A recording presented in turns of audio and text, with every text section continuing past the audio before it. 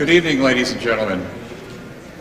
I'm John Hinch, Vice President for Academic and Public Programs at the American Antiquarian Society, and I want to welcome you all to this evening's lectures, and that includes all of you here in Antiquarian Hall, as well as those of you who are watching this program at home on C-SPAN.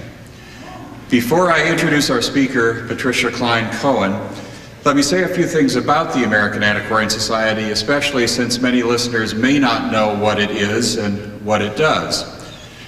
Located in Worcester, Massachusetts, AAS is an independent research library for all aspects of American history and culture through the year 1876. Our collection of American printed material during this time period is one of the largest and most accessible in the world. The American Antiquarian Society is old. It was founded in 1812, and our venerable name makes us perhaps sound even older. We like to think, however, that the only thing antiquated about us is our name. We have, for example, pioneered in the reproduction through microform of large quantities of research materials and in harnessing the power of the computer to catalog our research resources and make our holdings known worldwide through the internet. We have continued to build up our collections and promoted their use through a fellowship program and other means so that they can support the kind of cutting-edge research that our speaker tonight has herself engaged in. We have broadened and multiplied our services and programs to include not just our traditional clientele of professional scholars and advanced graduate students, but also college students, elementary and secondary school teachers, and members of the general public. This evening's public lecture, with an audience magnified through cable television, is the latest event in our continuing effort to make the fruits of scholarly research in our collections widely known. In short, to bolster our ongoing work of connecting scholars and citizens. Patricia Klein-Cohen, our speaker this evening, has been a familiar face at AAS for more than 20 years and is a scholar whose inventiveness and reputation have been growing all the while. Pat Cohen spent her undergraduate years at the University of Chicago, then went to the University of California at Berkeley to earn her PhD in American history. She won a short-term Fred Harris Daniels Fellowship at AAS in 1977 to extend and revise her doctoral dissertation into a book entitled A Calculating People, The Spread of Numeracy in Early America, which was published by the University of Chicago Press in 1982. She spent the year 1987-88 here as an AAS National Endowment for the Humanities Fellow, researching widely in our collections on her project on safety and danger as experienced by women travelers in the United States in the 19th century. As so many other researchers have found when confronted here with library collections of the great breadth and depth of ours, and with human resources personified by the expert helpfulness of the Society staff and other visiting researchers, Pat soon found her research taking her into hitherto unexpected directions, which resulted in the book about which she will be speaking tonight, The Murder of Helen Jewett, The Life and Death of a Prostitute in 19th Century New York, published recently by Alfred A. Knopp. Professor Cohen has spent virtually her entire academic career at the University of California at Santa Barbara, where she is currently Professor of History. It is a great pleasure indeed to welcome Pat Cohen back to the American Antiquarian Society.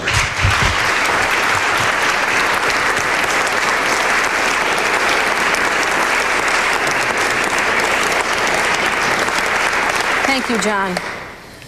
I'm delighted to be here. I'm in the room where I first discovered the story of Helen Jewett, where I became captivated by it some 10 years ago when I was here working on another project. The other project involved issues of safety and danger for women on public transport in the early 19th century.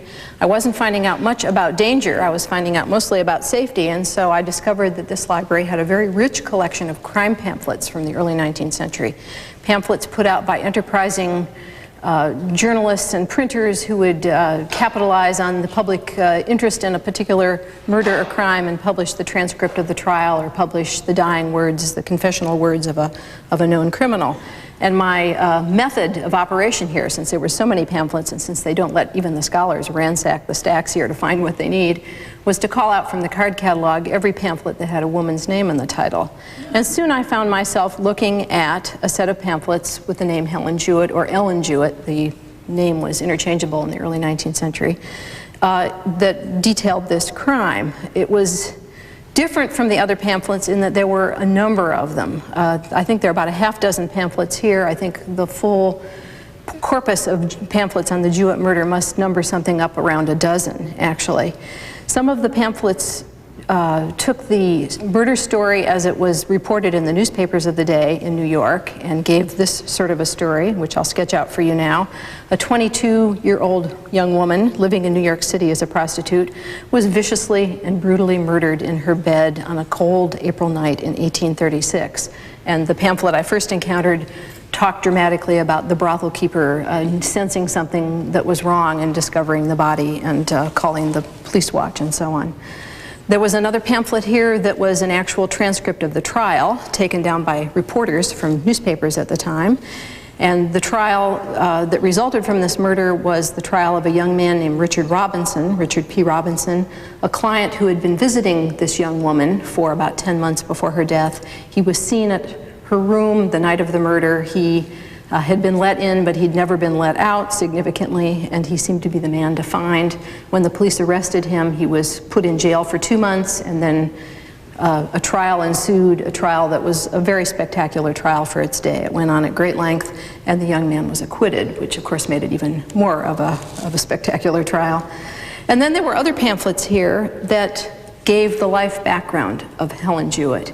And the mysterious thing about this was that they all gave different life backgrounds. So right away I knew, in just looking at the pamphlets that I found, that I was in the presence of a murder that was different from your ordinary run-of-the-mill murder. It was one that engendered a lot of public attention.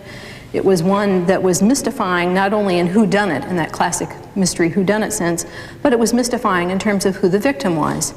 All of these pamphlets made her out to be a very talented, attractive, smart, educated, tragic figure.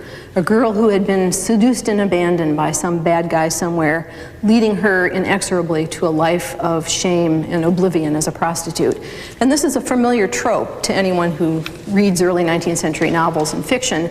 The seduced and abandoned girl, against her better judgment, falls in with a bad guy who manages to have sex with her, and then she can do no other than to become a prostitute under the canons of respectable behavior of the early 19th century, and this is 1836.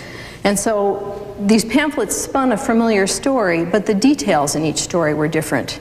In some, she came from Massachusetts. In others, she came from Maine. In some, it was a girls' academy outside Boston, where she was seduced by a young boy from the merchant class. In another, it was a South Carolinian student at Yale who managed to find her and seduce her. I mean, a bank cashier in Augusta, Maine. The details were different, but the formula was the same, and the fact that she was glamorous and talented and very genteel and literary, that was the same too. And then a final pamphlet I discovered here in this very early phase of my interest in the case was an extraordinary one, a pamphlet printed in New York City in 1836 that purported to be part of the diary of young Richard P. Robinson. The murder was in 36, and this was a snippet of his diary from October of 34, I believe. And it was unlike any document written by a young man that represented itself as a diary, different from any that I had ever read, which is not surprising. Most of the time, historians who encounter diaries from young men in libraries find diaries that young men were proud to have written, or their parents or their descendants were proud to find, donated them to collections. I mean, there's a selective factor in what gets saved in libraries, right?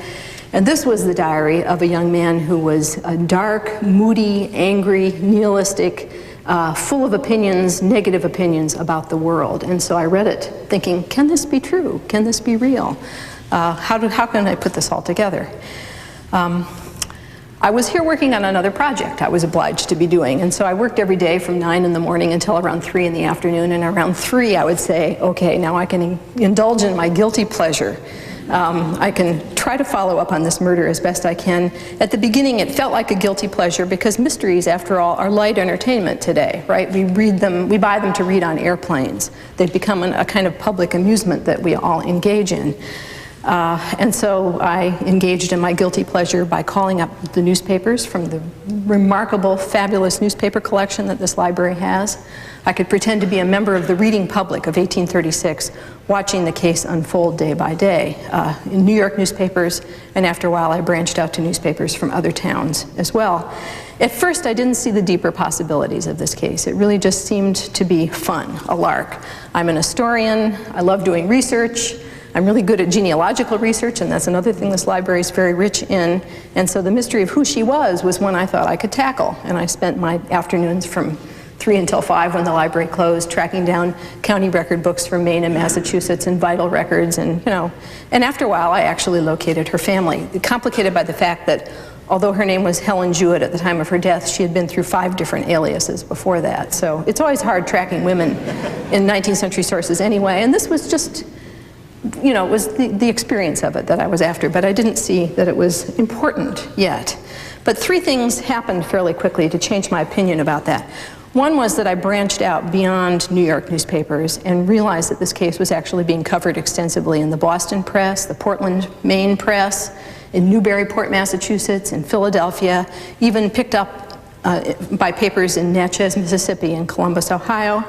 And in these different versions, mostly they were, of course, simply reprinting what the New York papers said. There was a lively exchange of newspapers in the 1830s carried by postal stages. So you could see a story originate in New York and 2 days later show up in Boston and 3 days later show up in Augusta, Maine, or Portland, Maine.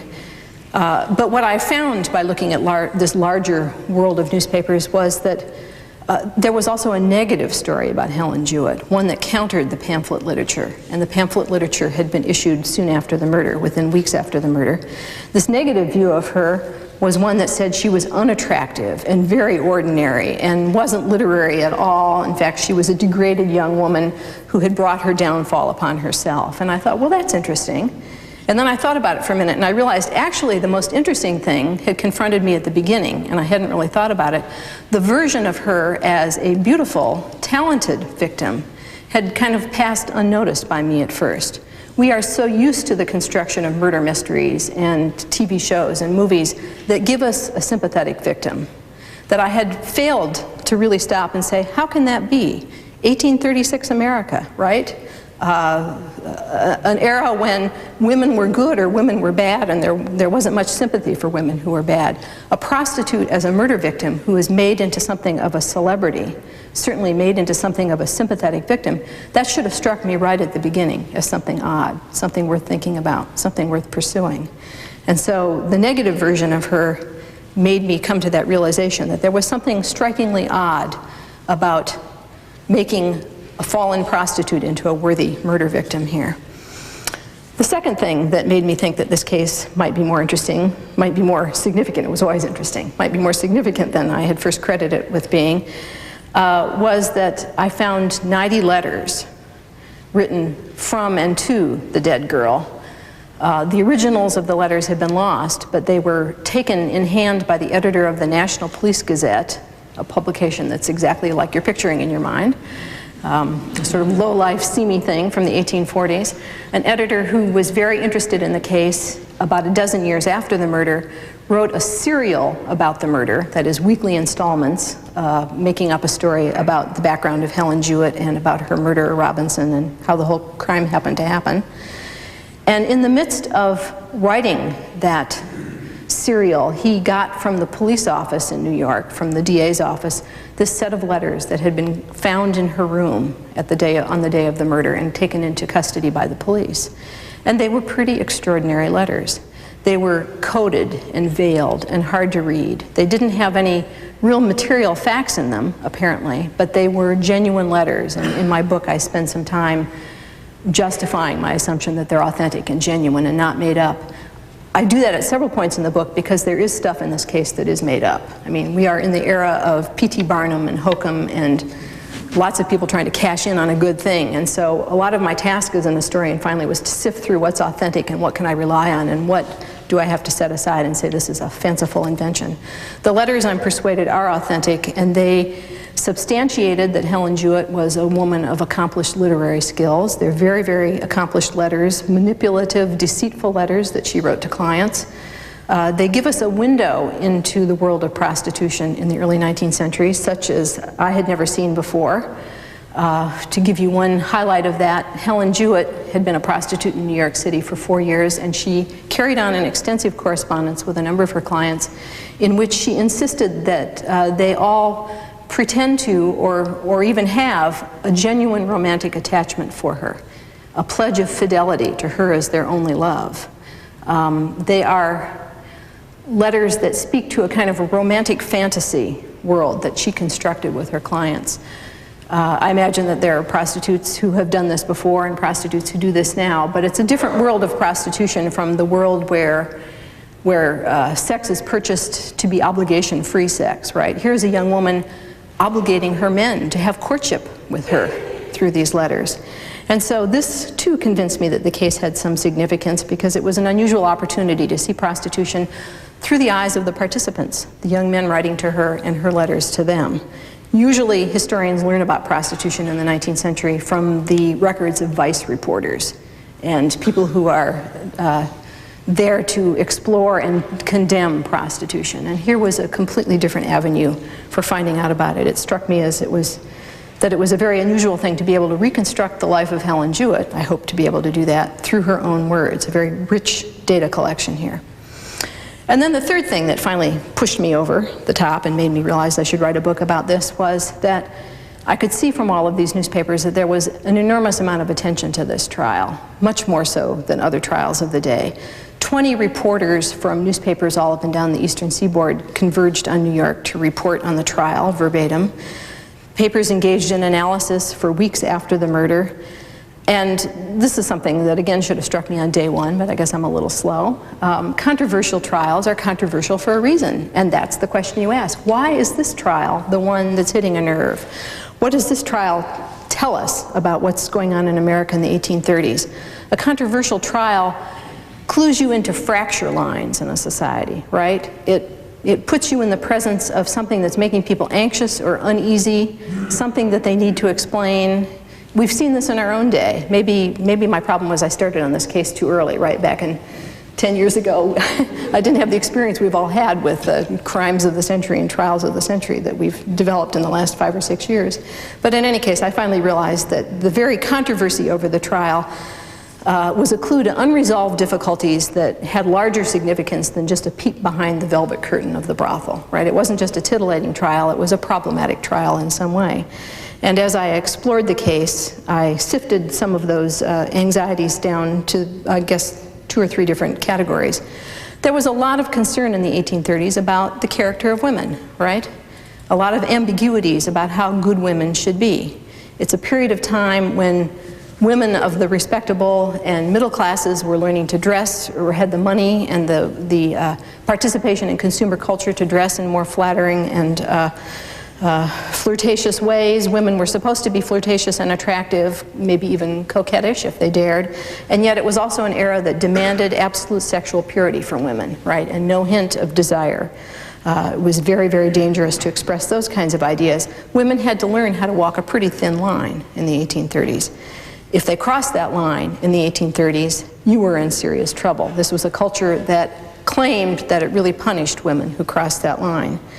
You may not think that's so extraordinary, but actually historians have learned that as recently as the 1790s and back into the 18th century, women could cross that line and not suffer irreparable stains to their reputations. You can find women in the 1790s who have a courtship with a man who might even become pregnant, as many brides were in the 18th century, and then have a child out of wedlock and either marry the guy that they were courting or in some cases marry someone else. I mean, it wasn't something that condemned you to a life of prostitution and early death. And yet by the 1830s, we have a different sexual regime in place, one that's very punitive toward women, that teaches them that seduction leads them down the path of inexorable ruin and makes women responsible for holding the line in courtship too. So one of the things I argue that was significant about this trial is that a focus of attention on Helen and moralists and pamphlet writers could think hard and talk about what it meant to be a sexual woman in the 1830s. Was Jewett the unfortunate victim of seduction? Or was she a degraded, already sinful girl out to ruin men? Was she a victim or a victimizer of men? That was the way the debate was framed at the time. How can we explain the fact that she became something of a celebrity here, a glamorous celebrity? Some of the pamphlets painted her that way, and the newspapers did, but many other newspapers said, we can't print this. You know, she's a horrible woman. Why are we elevating her to this level of significance? So there was debate about her character, and I think it reflects this larger debate in society. 1830s America was a society that was very concerned about the training of young men, the moral supervision of young men. Historians of the early 19th century talk a lot about a market revolution that greatly accelerated in these decades, especially the 1820s and 30s. And it brought with it a new way of training young men of the middle classes to participate in this market society. Robinson left his home at age 14. He came from a well-to-do family in a small village in Connecticut. His father served in the Connecticut state legislature, which tells you something of their social standing in the town. But he was marked out to be a future businessman, and so they sent him to New York City to become a clerk in the mercantile world. Thousands and thousands of similar young men left the villages of New England in the 1820s and 30s and flooded their ways or went to New York and lived not in master-apprentice relationships, because those were really passé at this time, but instead employer-employee relationships where after the store was closed, these young men were on their own. They lived in all-male boarding houses down on the lower west side of Manhattan, and they were unsupervised to a degree unparalleled before in American history. So there's anxiety about unsupervised youth and anxiety about the whole system of training young men for a market economy that on the surface everyone agrees is a great thing because it brings a lot of rewards in the form of consumer goods and money and so on, but it's also productive of anxiety. 1836 in particular was a year in which there was a lot of anxiety about the economy. There was wild inflation, many people were getting rich, but the cycle was about to turn, leading to the Panic of 1837 when bankruptcies and bank failures touched off the first really big depression in this country's history in the Panic of 1837. So it's a fraught moment in the economy, and it's a time when people are beginning to wonder, is this the way we want to treat our kids? Can they really live in the cities without the supervision of their parents? Who substitutes for parents when these young boys are on their own? And there was also a concomitant concern about prostitution, and this was not an unfounded fear in New York City. New York City was a city of about 250,000 people in the mid-1830s, somewhere between, we're not sure of the numbers because it's hard to do a census like this, somewhere between 1,000 and 10,000 women were prostitutes. And I think the number was rapidly escalating in that decade. By 1836, probably closer to the high end of that scale than the low end of that scale. Lots of young women finding their way to the cities like their brothers, but not finding lucrative employment unless they sold their bodies and moved into the sex trade. And so there's concern about prostitution. Prostitution was universally condemned. No one would go on record defending it. And yet it was clear that in New York City, at least, prostitution was tolerated. It had a large male clientele participating in it. It was allowed to exist through numbers of institutions and customs. The whole attention to the Jewett murder brought up hypocrisy over prostitution. So these are in some ways all interrelated themes: the concern for young women and their sexuality, the concern for training young men, and the concern over prostitution as well. I knew this would be a book about prostitution that would talk talk a lot about the sex trade. That part's not surprising, and I found a number of interesting things about it along the way, about how this is an era of kind of female-controlled prostitution in the 1830s, and linked very carefully to the police through a system of police protection of prostitution, in fact. I knew I would learn a lot about the newspaper world from writing this book, and there's a lot about newspapers and the print exchange culture, the penny press versus the more commercial staid press, questions about what newspapers can do when they cover major crimes, canons of objectivity. I knew I would learn a lot about why newspapermen were so invested in this case. I'm listing some of the things my book does.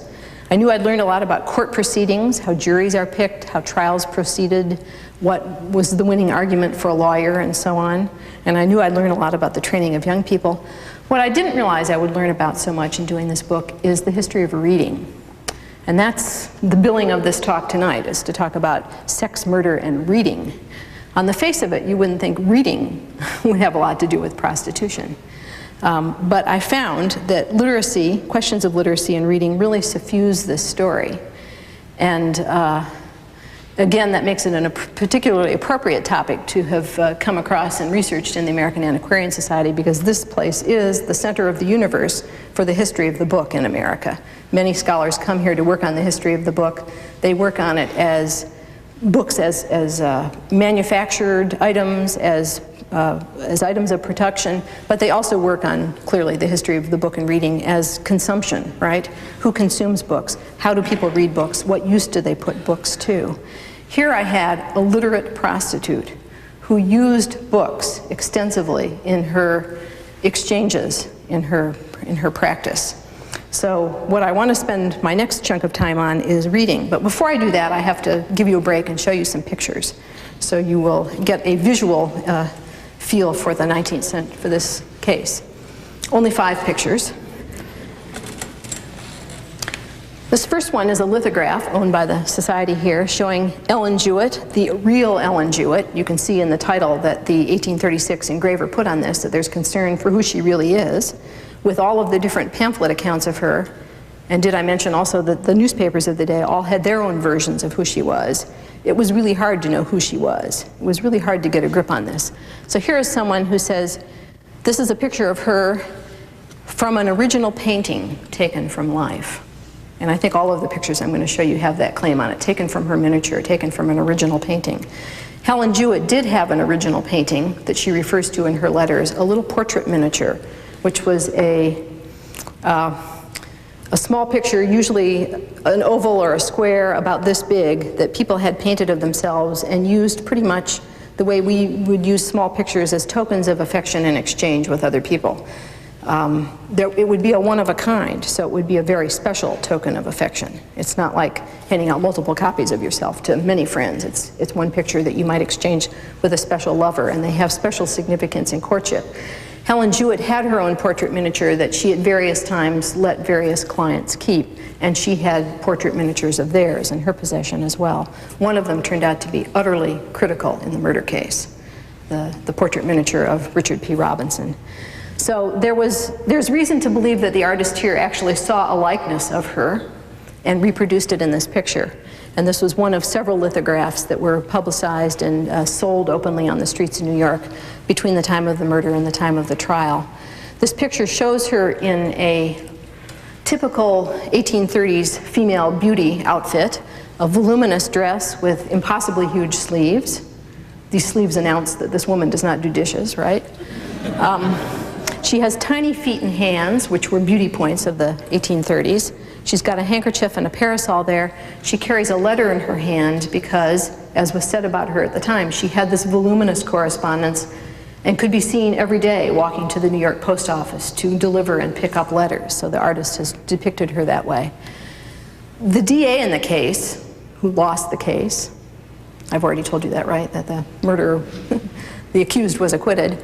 After the trial, took to the newspapers to defend his loss of the case, and one of the things he pointed to was this lithograph. He said there were pictures of her up all over the city, and it was hard for people to be sympathetic with her because this picture showed a woman who had a knowing face, a face that announced she would do anything. Now I see that as a confident face, a perky face, but you know, he's reading his own feelings about Helen Jewett into the record there. Here's a picture of the accused, Richard P. Robinson, taken from life as he appeared in the court on the day of his arraignment, the end of May. This is about a week before the trial commenced. You can see he's very young. He looks very young. He was 19. The day of the murder was his birthday. And he was young, slight, slender, in our eyes effeminate. Very few commentators at the time talked about his effeminacy, although there was a story, which I don't have in my book. There are some things I didn't put in the book, Some reviewers said I put everything in, but there were some things I withheld. One story, about 6 months after the murder, reported a young man dressed as a woman moving around Tennessee or Kentucky seducing women, and maybe it was Robinson, people said. An epicene guy who could pass and drag, I guess. So here he is with his long cloak and his trademark cap, a cap that became notorious after the trial. Groups of young men who wanted to express their solidarity with Robinson adopted this cap as their signature style of dress. Here is a cover of one of the pamphlets about her. This is actually a pamphlet that was totally bogus. There's nothing in the pamphlet that's accurate, but the picture on the cover says, actually this picture on the cover doesn't say, the picture was reproduced twice in the pamphlet, and on the second page it announced that this picture was taken from the miniature as well. And so here is again that slope-shouldered style of beauty. It's quite passed out of fashion now in the 1830s. A lithograph done on the day of the murder, after the murder, showing the victim in her bed. She was axed in the head 3 times. The marks are not visible in this picture. And then her bed was set on fire by the murderer as he left, hoping to cover the crime. You can see the singed bedclothes here, suggested by the artist. The bed was only smoldering when she was discovered, and the body was charred but not burnt enough to disguise the crime. This is an artful reproduction done by a lithographer who did a lot of business in New York, I think selling pornographic prints on the side. The guy who printed this was actually arrested on a pornography obscenity charge a few years later. He had a wonderful front room full of decent pictures, but a back room full of pictures that were more like this. But this was art, softcore porn art, in the form of, in the guise of news, right? The eyes of New York are upon the murder victim here.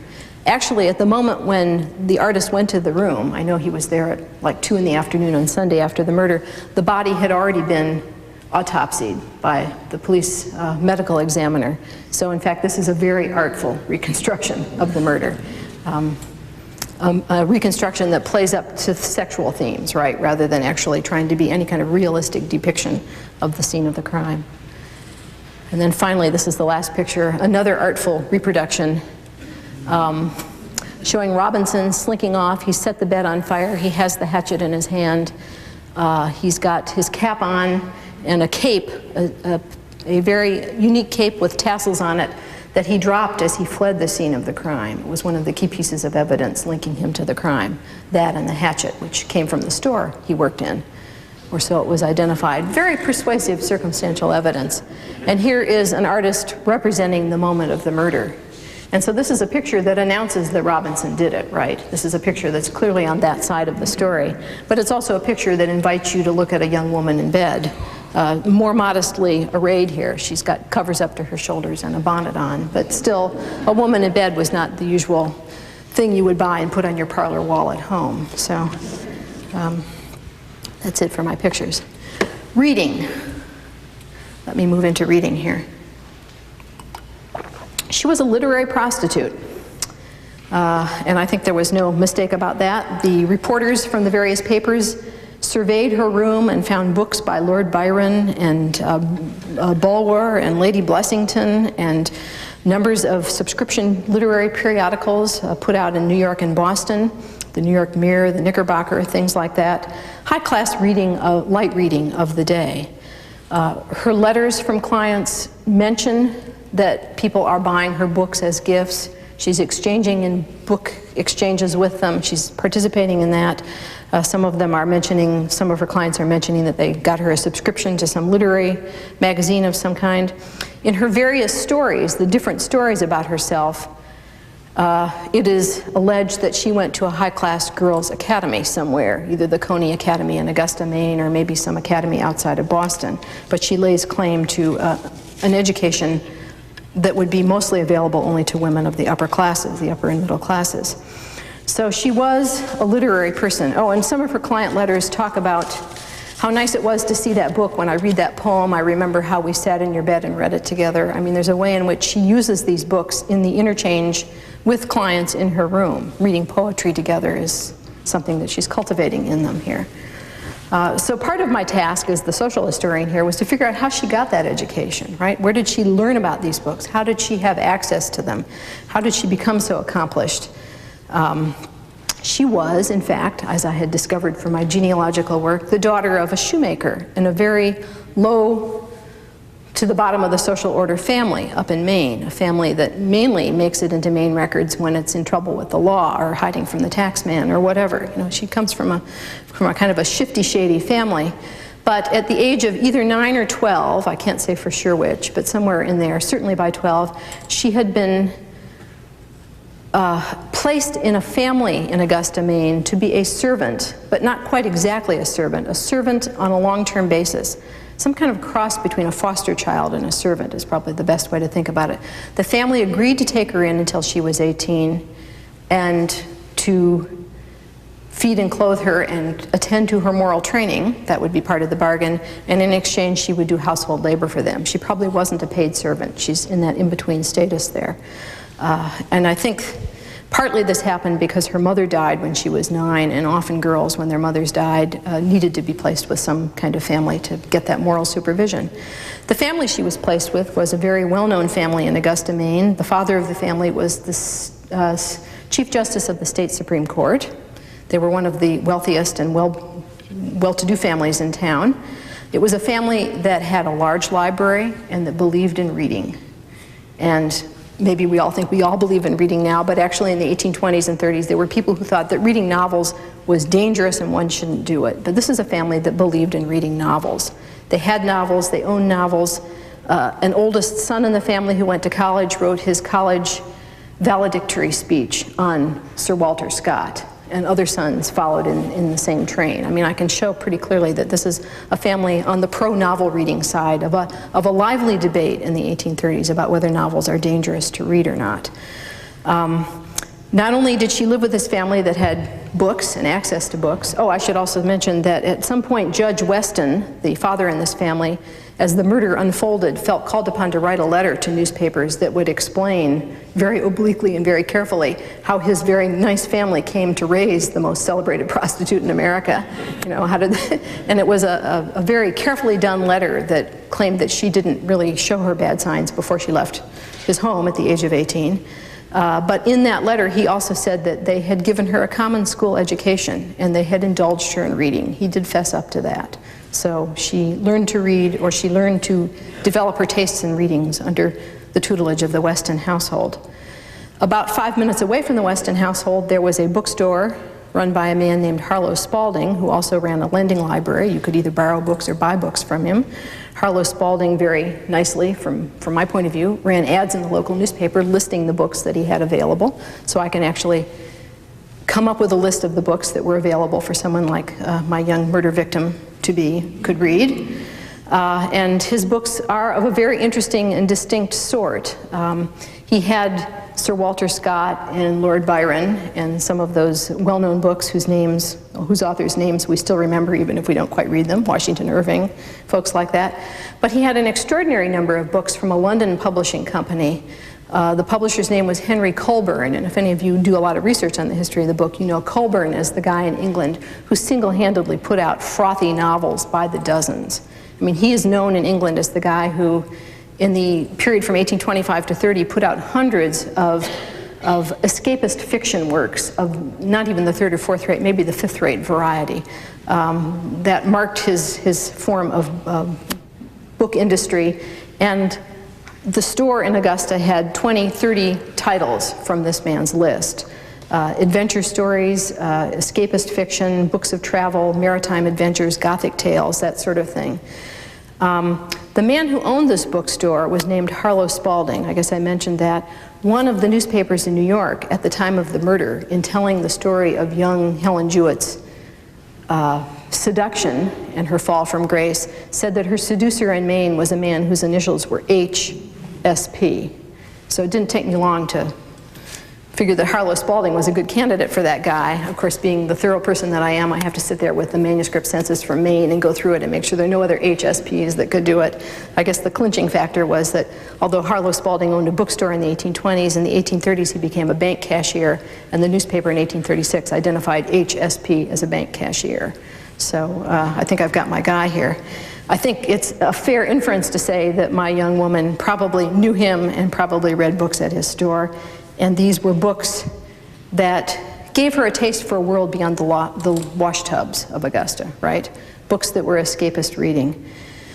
For part of her career as a prostitute, she took as an alias the name Helen Marr, and I sought in vain for the origin of that alias. I could figure out most of her other aliases, but this one I didn't get until I published an article naming that as her alias, and a man in Scotland wrote me and said, "You may not know this, but there's a well-known book, an English book by Jane Porter called The Scottish Chiefs, the William Wallace story that became a Hollywood movie, I guess, in the last few years, so maybe I'm wrong to assume you've all seen it. I haven't seen it, but a book which had this character named Helen Marr in it. So not only did she read these books, she imagined actively herself in the roles of these characters by assuming their names.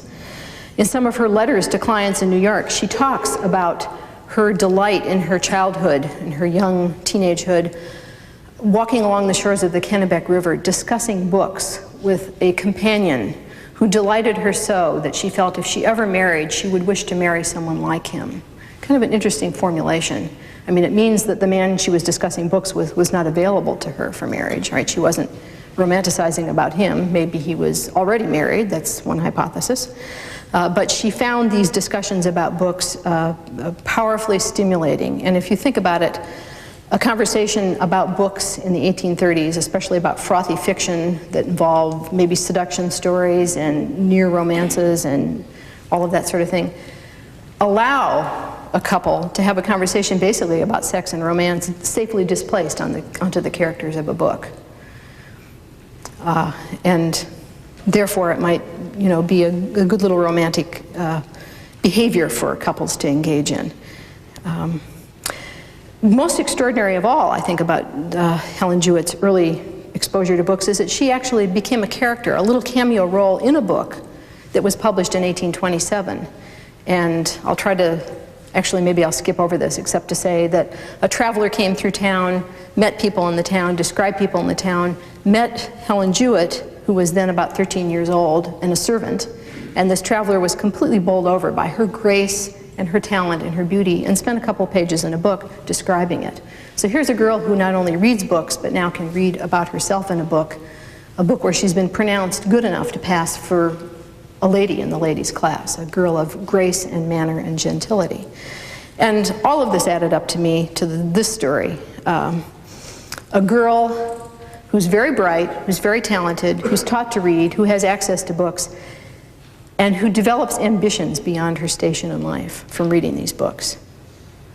A girl who imagines that maybe she should be Helen Marr, commanding armies in Scotland in the 1300s, right? A girl who can picture a different life for herself, picture herself as a Persian princess, as in the book Lalla Rookh. In saying that, I'm actually saying what anti-novel moralists of the 1830s said, right? Anti-moral novelists, I mean, their debate about novels was like our debate about violence in the media, right? If you watch a lot of violence, does it make you violent? Their concern was if you read a lot about romance, does it make you too romantic? Anti-novel moralists said, first of all, books waste the time of young women. They should be sewing and cleaning and cooking and doing all of those other domestic chores. They don't have time to be wasting their time reading novels.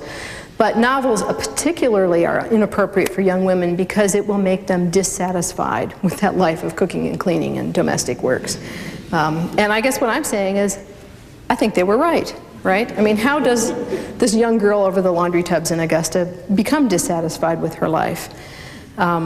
How does she get a sense of what else might be possible? The anti-novel moralists, and there were many of them in the 20s and 30s, argued that these books would lead girls astray. They're very dangerous.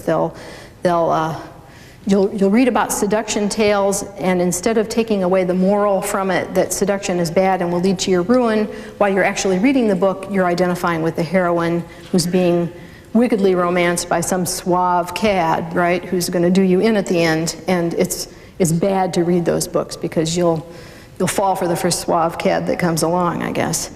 And when Helen Jewett was murdered in New York, and the newspapers carried accounts of her reading and talked about the fact that she had a picture of Lord Byron on her wall, this was grist for the mills of the anti-novel moralists. They could say, see, this proves our point. You read these books, you go bad. Helen Jewett was their poster girl story for the dangers of reading fiction. She's the real-life example who proves their admonition here that one should not read books. And so they were excited about the death of Helen Jewett, and some of the pamphlets, at least one of the pamphlets that the Antiquarian Society has, is a version of her life as constructed by those anti-sex, anti-novel moralists who held up her life and death as a beacon to youth, a warning to youth of what terrible things will happen if you read these things. I gradually realized, though, that all of these multiple stories about Helen Jewett, including even the ones that were endorsed by the anti-novel moralists, were actually all traceable to Helen Jewett herself. They weren't just bad stories being made up by bad reporters. Each one claimed that they were stories about her life that they had heard from her lips. And they contained a mixture of fact and fiction. The clearest example I can use to demonstrate that she made them up was that she appeared in police court in 1834 in New York on some charge. A reporter from a newspaper caught her there and said, "What's a nice girl like you doing in a place like this?" And she told him a seduction story, one of these multiple versions. It came from her own mouth. It seemed authentic to the reporter. He wrote it all down. It was the classic piteous tale of a girl who was good, who met a bad guy, and once she was ruined, she could only become a prostitute. And it's really not her fault then, right? It's a story that deflects blame from her.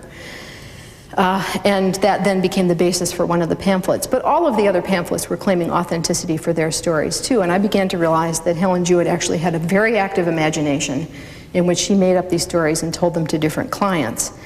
And that is another moment worth pausing over. Seduction stories were liked by the anti-novel moralists to some extent because it proved their point, that being seduced led to ruin. But here you have a prostitute attracting clients by using the same story, you know? What's at work here?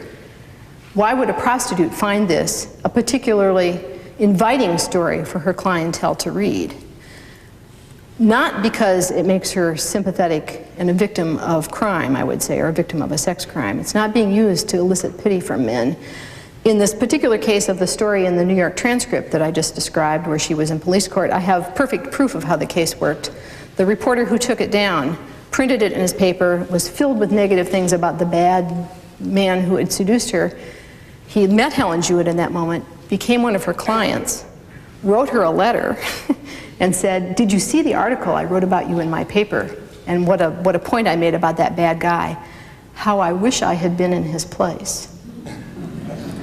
You know, this seduction tale is a tale that invites men to identify with the seducer,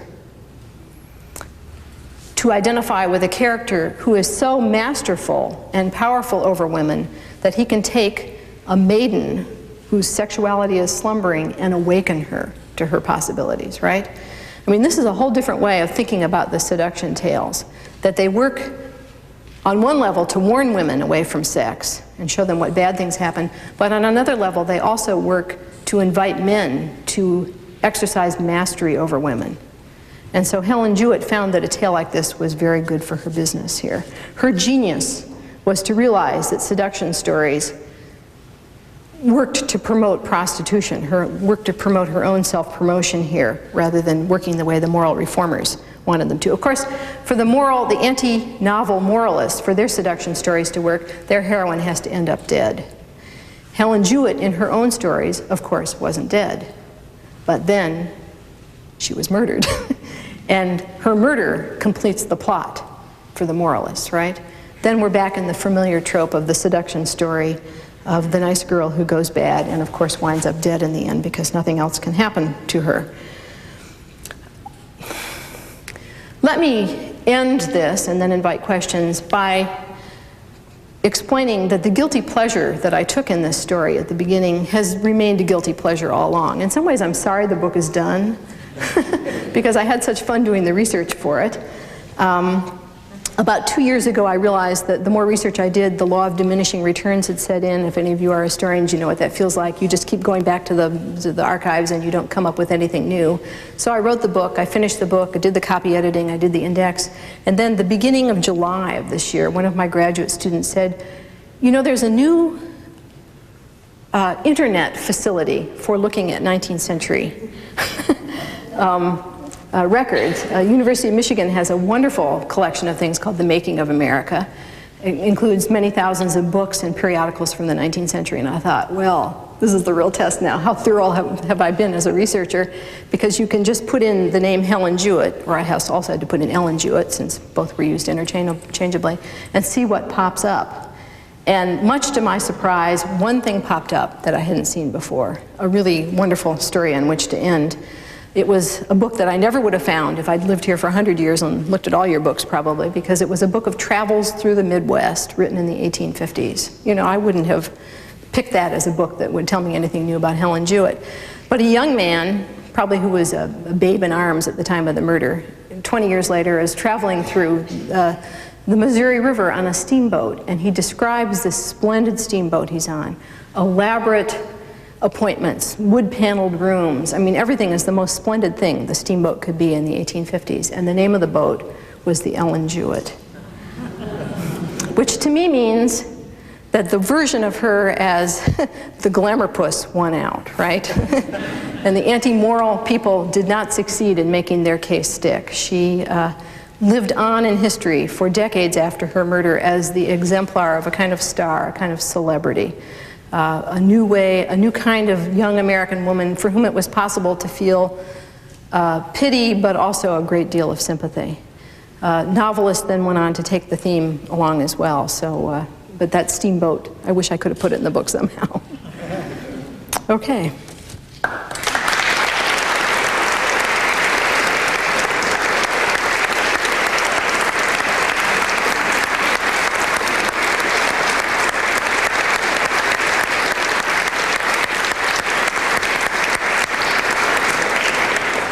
Pat Cohen has agreed to take some questions, and the ground rule is this, for the benefit of everybody here and also watching on television, would you please stand when you ask your question?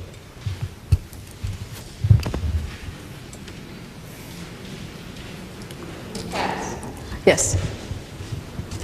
The end story that you just gave about the steamboat, I thought your point was going to be that in mid-19th century America, the great opportunities were of mobility and going upriver in a sense. And actually, what I then thought you were going to say is, and now it's time for you to return to your original project of travel literature. But that did occur to me as you were telling this story, that one of the other kind of motifs in this is the possibilities of changing place and therefore changing your situation, your name, your situation. Right.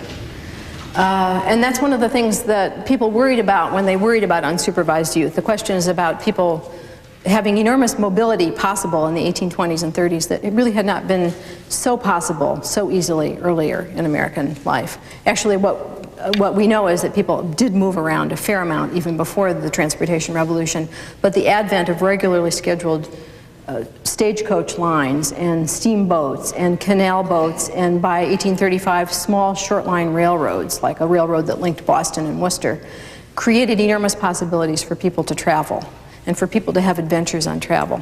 One of the questions I ask about Helen Jewett is she grew up in this small town, well, medium-sized town in Maine, Augusta, Maine, because the capital is not that small, 4,000 in those days.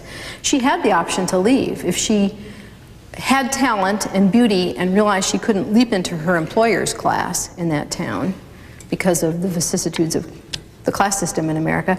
She could have gotten on a stagecoach and gone west and passed herself off as a more well-born person than she was. Instead, she opted for a life of prostitution. I don't mean to romanticize prostitution, but I do think this is a young woman who chose it for its lucrative prospects. One of the things about prostitution in the 1830s is that it makes it clear how limited women's other options were. I mean, even if Jewett had gotten on a stagecoach and gone to another town, she could only have maybe been a school teacher, although the feminization of the school teaching force is only just getting underway in the 1830s. She could have maybe gone to a mill town and worked in a factory. But knowing Ellen Jewett as I do, I don't think she would have gone for a 70-hour work week for $2 a week. It wasn't her cup of tea. And what else she could have been a seamstress maybe, or a milliner in some town. The options for women were really very, very limited in the 1830s. Travel wasn't limited, but other occupations were. In her job as a prostitute, she earned a fair amount of money. She was in a high-end brothel. The other women in the brothel were deposed by the grand jury and were asked, how much do you charge? And they said $3 to $5 a time. If you compare earning $5 from a client from one evening to working in a Lowell mill for a 70-hour work week and earning $2, you know, it's an option that a destitute young woman might consider for a while. And in fact, Jewett earned a good income, had a lot of nice dresses, had a lot of jewelry. She was successful at her trade. Yeah. My question's actually linked to what you were talking about. I really enjoyed your talk. And I don't mean to elevate the relationship between the prostitute and the client, but every time you talked about them with your clients, after talking about her sending them letters and exchanging all of these tokens, I was wondering if you found a rather different relationship between prostitutes and clients. Did you look beyond? Right. The question, should I repeat it, has to do with my language using the word client to refer to her men, whereas maybe you're hinting that these are more than client relationships. These are... More than client, but maybe that client is a very modern way. Right, right. I'm just curious. At some point when I was doing the research, I thought this probably resembles a group of kids going to UC Santa Barbara, right? I mean, young men and young women who are not serious yet about pairing off into monogamous relationships, but are more open and free about sexuality than people were 50 years ago. And that maybe this is just a very modern phenomenon popping up in New York. But there is this underpinning of the commercialization of it, right? The payment for sex. And a lot of her clients, a lot of these men were not just the young clerks of New York, but were also older established men who came to the brothel. And I gave that some thought for a while. I think there were affectionate relationships here. And in fact, my biggest struggle in writing this book was to explain why he killed her. He was acquitted, but I'm sure he did it. And I think this is a relationship that mattered to her a whole lot more than other relationships. She became more invested in it than she usually did. I can see from the way she treats different men in different letters that she's manipulating a lot of them. You know, there's a lot of deceit and manipulation that she was extremely skillful in carrying on. She uses the same little games with the numbers of them. But I think this guy resembled her more than other clients did, than other young men. He too was talented, literary, very sociable, but also very dark and very moody. And I think that the two of them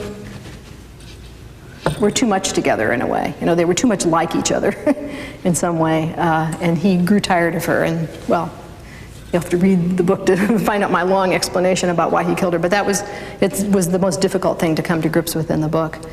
But in a way, this is a social scene. A group of young women living in a house together have figured out how to have sociable relationships with men that also support them at the same time. And there is enough sociability, there's a lot of sociability in it because the men pay that much for sex to go upstairs for a room, but a lot of them came just to the parlor for talk. And so there's a lot of sociable interchange that takes place on that level as well. It's a whole different social alternative for people. It could be interesting to find out what the impacts were in her hometown in Maine, and also whether there were any known offspring as a result of these gatherings. Right. I spent a lot of time on her foster family in Maine. With that kind of luck that happens wonderfully to historians, a lot of these people turned out to be people prominent in politics in their era. A couple of them, one of them was a U.S. Senator. The grandson in the Weston family went on to be the Chief Justice of the U.S. Supreme Court for 20 years in the late 19th century. That's the kind of standing in society that generates archival collections, right? And so I had access to a fair number of papers from the Weston family and their related families. And what I found was an enormous lacuna, a big hole from the 1830s. I found 3 letters written by Mrs. Weston to various people right about the time of the trial, one in which she says, ho-hum, nothing much is going on, you know.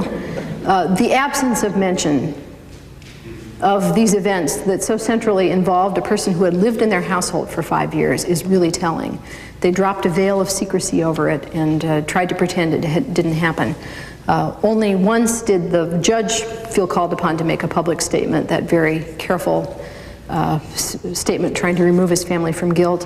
His sons, who were late teenager, early 20s young men themselves, the same age as Helen Jewett, were a little less cautious and tried to spin the news, tried to get their own story out. I mentioned at the beginning that in the face of the pamphlets supporting Helen Jewett as a sympathetic victim, there was this story making the rounds that talked about how depraved and awful and ugly she was, and I think I can pretty much show that was planted by the Weston sons, trying to make her as bad as they could to take themselves off the hook. Your second part of your question is about whether there were offspring. No mention of offspring. Prostitutes who engage in frequent sex, of course, are at risk for becoming pregnant, but also frequent sex can produce gynecological conditions that make it hard to conceive. At the autopsy of Helen Jewett, the doctor didn't just look at the blows on her head, he did a full autopsy of her body, cut her open from top to bottom, examined all of her organs, and about her uterus said laboring under an old condition, an old disease, unimpregnated but laboring under an old disease, which might have been something like pelvic inflammatory disease or something that would have prevented her from becoming pregnant. Did the Westons know her by that name, since she had so many false names? Yeah, they did very quickly. She had told people in New York, one of the stories about her is that she had been taken in as an orphan by a guardian whose name was Judge Western. The papers got it wrong and got it as Western. So Weston was pretty quickly put on the spot, which is why he was asked to make a reply. The stories in New York also said she had gone under a set of several names and traced it back to her birth name, which was Dorcas Doyen, kind of an unusual name. And that was, once that was published in the papers, the Westons knew for sure that this was the same girl who had lived in their house. So you're right to think of of maybe extenuating circumstances that might explain why they were a little uncertain about their involvement in this, but within about 4 or 5 days after the murder, they knew exactly who this was, and they weren't going to talk about it any more than they had to. Her family was never contacted, the Doyen family. They never featured in any of this. Nobody tried to do what I did. When you're looking at it from a perspective of the 90s, a couple things came through my head as you were talking. One, you answered. And one, there's the possibility, because this happens today, that, as you mentioned, she was just plain bad or degraded or whatever. The other possibility, as she might have been seduced by one of the sons, one of the judge's sons, because sometimes they were considered, you work for our family, we can use you. Absolutely. Perhaps the judge himself, but more so, I'm thinking more so the sons by the letter, right. To the guilty son. Right. The guilty son, not all the sons. And so maybe she developed, this was her way of escape and revenge both. Right. That could be. I have a chapter in the book where I try to call up all of the various suspects there could be for her seduction, if seduction is the right word for it, and I include the judge and the judge's sons in that. He had a son who was her age and another one who was a year younger. And it could be that happened and this is a form of revenge on them, but actually my sense of her character, as I know it from her letters written in her early 20s, is that she was a very shrewd and resourceful young woman. I'm sorry. Yeah. I meant revenge against all men. Yeah, right. You know what I mean? Like, okay, that's what I meant. I didn't mean, obviously. There were versions of that story. I mean, people... Deep cycle, many women and men have gone through it after divorce. Right. Of course, we don't go to that, you know what I'm saying? Right. But it's in her subconscious. She wouldn't even be aware of it. Right. And the other thing was, I read, I'm a history buff, it's a hobby of mine, that sometimes, maybe it still goes on today, fathers would take their sons who were still virgins to prostitutes to learn how to be with their wives, who obviously were supposed to be virgins. I've heard of that kind of story. I didn't uncover any of that in this. Right. Nowadays so much, but... Helen. I'm intrigued by these 19 letters that 90 Yeah. letters that were extant. And what other letter, it's not the kind of thing that a man would keep among his papers, a letter. But did you find any outside of that cache? No. And the only reason some of you clever people have been wondering why letters from her were in her possession at the time of her death, about 10 days before the murder, she and this young man, Robinson, had a very notable breakup in which they agreed they wouldn't see each other again, and they agreed to a letter exchange. And he actually had carried out his end of the bargain and brought back 45 letters written by her, so that most of my letters by her are written to him. She had not carried out her end of the bargain. So she had his letters to her, plus another 30 or so from other men in her possession, and that's just a lucky stroke of fate for me. It would be impossible to find letters elsewhere. Right, a man receiving a letter from Helen Jewett probably would not keep it for long.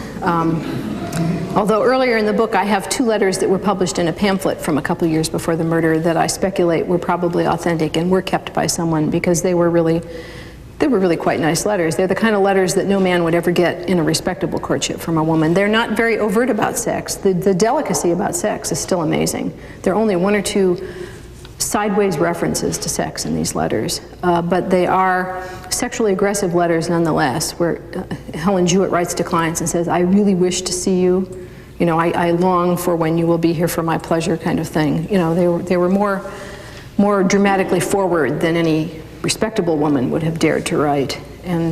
But you're right, getting letters, keeping letters, just the mere fact of receiving letters posed problems for men.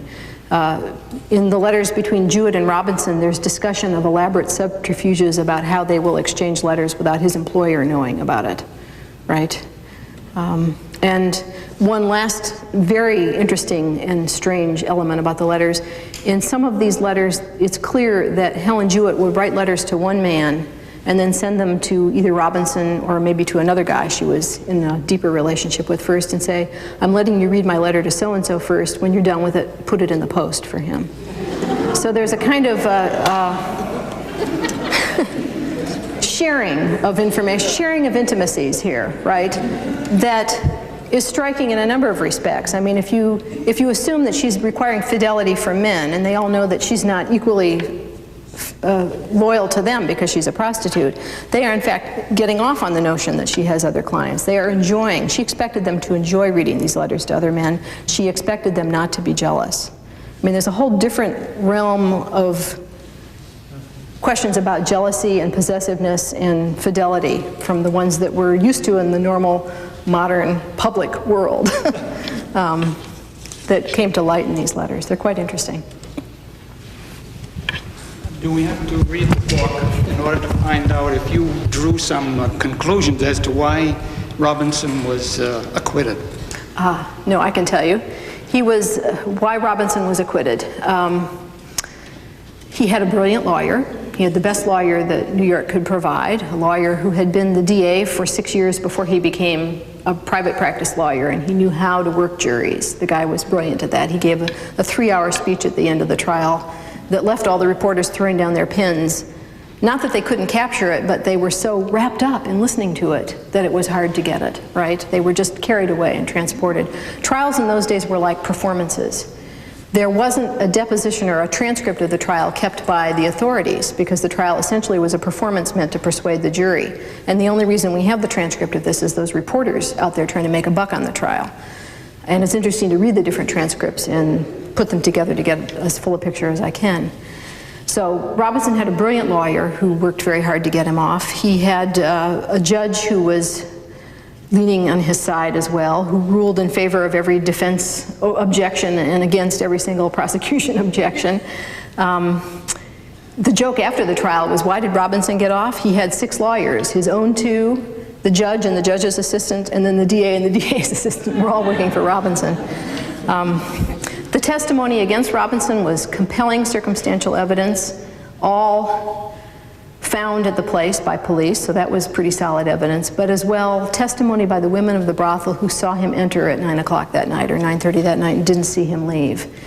His supporting alibi was from a grocer who materialized very, very late in the case and said he was at my store at 10 o'clock that night buying cigars. And the judge turned to the jury at the end of the trial Picture this, a trial that's gone on for 5 days, from 10 in the morning until midnight, almost every day. That's their concept of a long trial. Get it over with fast, so nobody forgets, right? If it's a performance, you can't stretch it out for weeks and weeks if you have no court reporter. Midnight on the last day of the trial, the judge turns to the jury and says, "You've heard testimony from these polluted women who, when they put their hand on the Bible to swear they'll tell the truth, we can't be sure they will. And you cannot rely on their evidence if it's contradicted by an upstanding good citizen." And the upstanding good citizen had given the contradictory evidence. And so that was, it was a directed verdict at that point. The jury was out anywhere, the estimates are 8 minutes to 15 minutes. As they left the room at midnight, they said, "You all going to be here for a few minutes?" We'll be right back, in other words. So it was a jury that very, very quickly did its business.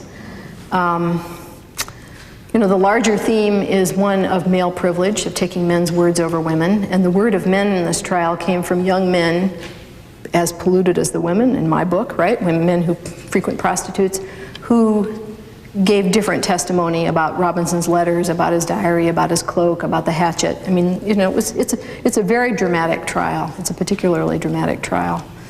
But the bottom line is, it was the respectable men, the men of respectable classes versus polluted women, and their word for it. I have a question. I'm fascinated by the fact that she would send copies of her letters to these other men, and I'm suspecting that maybe it was also to create some jealousy between them. And the fact that the murder weapon and the cloak were both found at the scene of the crime, that seems almost like Robinson could have been framed perhaps by one of these other jealous lovers. Right. Well, the first thing about jealousy, I thought about that too, but actually the way she refers to the letters is in a very joking, light way. "I'm letting you read letter to so-and-so, just put it in the post when you're done." And I think it actually is a way of cementing the bond of intimacy with Mr. A, because Mr. A is now going to share the joke you've put on Mr. B, right? Because you've written Mr. B an intimate letter that you don't mean at all. So I really think it's a way of, and she did it with Robinson, and she did it with another man named George Marston, who figures in the book too, a man who was rivaling Robinson for premier place in Helen Jewett's heart. So I thought a lot about jealousy, but I don't really see it there. I think, it's really different from what you might expect. The hatchet was found outside the brothel in the backyard, and the cloak was found over a fence. So they weren't right at the scene, but they were dropped in flight. They clearly linked Robinson to the scene of the crime. But every fictional account of this work, and there have been 5 or 6 of them since the crime, well, I can't say everyone, half of them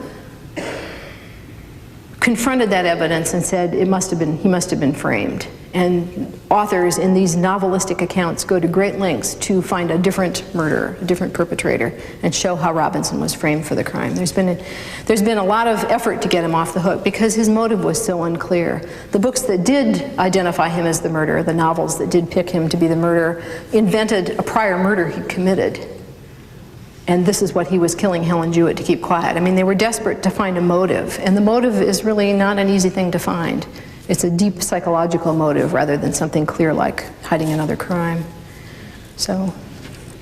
Can you tell me, not just as a historian or a writer, but what first attracted you to this woman's story, especially as it had been logged before in other narratives? Can you tell me what really drew you to this? I was drawn to it before I saw other narratives by other fiction writers. I was drawn to it the day I first found those murder pamphlets. I think I was especially drawn to it because of the fragment of a diary purported to be by Robinson, because it was so unusual. It was so different from anything I'd seen before that I thought, this is really interesting to think about, how the psychology of this young man, if this is really his diary. And I had to spend a lot of time thinking about that. It's a diary that I often assign to honors students in my survey class, along with a lot of their other documents. And what do I have? 18-year-olds. I'll have 15, 18-year-olds in the class, and 14 of them will say, this couldn't be the work of a 16-year-old boy, because they can't believe a 16-year-old boy could write at that level of diction and grammar and vocabulary. You know, it's beyond, it's 19th century literate writing rather than what our high school students do now. But there's always one person in the back of the class who kind of slinks down low and says, I can believe it's his diary, and that's a person who's kind of identifying with the dark, somber, disturbing currents that run through that document. So I think it was that document more than any other that drew me in. And then just the sense of the mystery about who she was and my sense of pride in myself as a genealogist. I thought, well, they couldn't figure out who she was, but I can. I've got all these resources available to me now that they didn't have then, so I think I can do it. It was that. One more question. Yeah. What became of Mr. Robinson? What became of Robinson? He changed his name. He featured in the New York papers for a month or two after his murder, but this is 1836. The fall of the Alamo was in March of 1836. The trial was in June of 1836. In July of 1836, Robinson self-dramatically said, I am going into exile. I am leaving my country.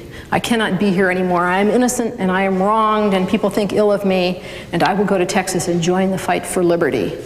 He went to Texas. There's a wonderful description of him written by a companion who accompanied him on the trip and then left him in New Orleans. The companion writes back that the Robinson Jewett murder trial was the talk of the Mississippi steamboat traffic. I mean, that tells you something about news exchange in the 1830s. This is before the telegraph, right? And Robinson would sidle up to people in conversation and enter into it, not revealing who he was, and say he was perfectly satisfied with the verdict of the trial and he thought it was right, and that Robinson was a young man of great probity and integrity, and one couldn't I mean, he was masterful at doing that. He got to Texas, he joined the Texas Army and was discharged within 1 week, and then shows up in Nacogdoches, Texas, an East Texas lively town in 1836, where he becomes a leading citizen very quickly. On his first day in town, and for the week thereafter that he's in town, he gravitates right to the center of the town and signs as a legal witness other men's property deeds and documents, testifying to his probity, right? He is a man of substance, this 19-year-old, who can witness the validity of other people's legal documents, and the name he signs is not Robinson, but his new false name, which he lives under for the next 20 years of his life before he died.